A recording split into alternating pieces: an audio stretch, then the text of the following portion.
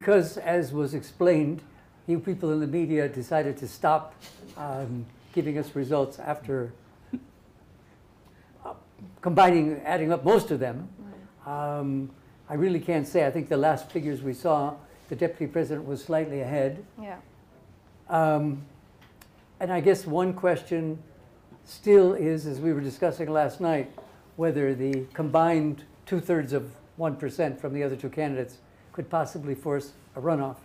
And I increased my projected possibility of that from 1 chance out of 50 to 1 chance out of 30.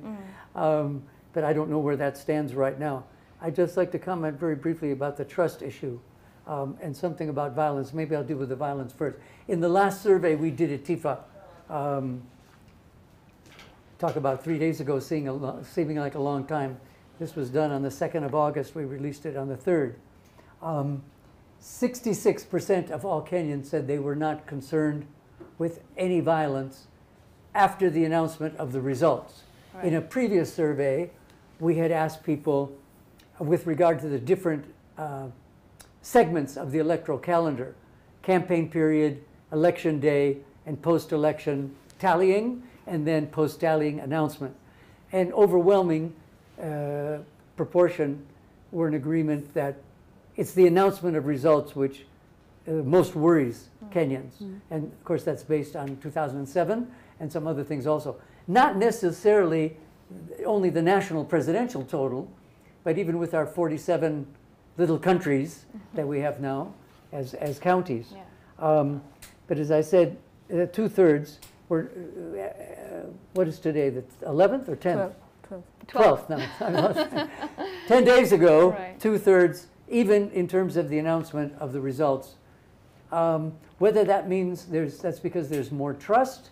I did see another figure from this same survey where only 40% of Kenyans were absolutely convinced that no losers would be declared as winners. That is, no one who got fewer votes than at least one other candidate would be declared. Now, that's not very good.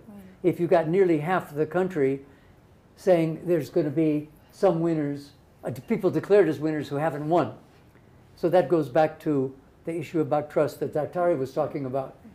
So although historically and even in the data, there's some connection between perceptions of violence risks with the issue of trust, it's not entirely overlapping. And I think one reason of that, although that's an argument, I can't prove it with the data, although I could give you some more, and that's because of the nullification last time, not just of the presidential race, but some others. So I think there's a pretty high level of trust in the Supreme Court's ability to deal with very serious disputes, starting with the presidential level.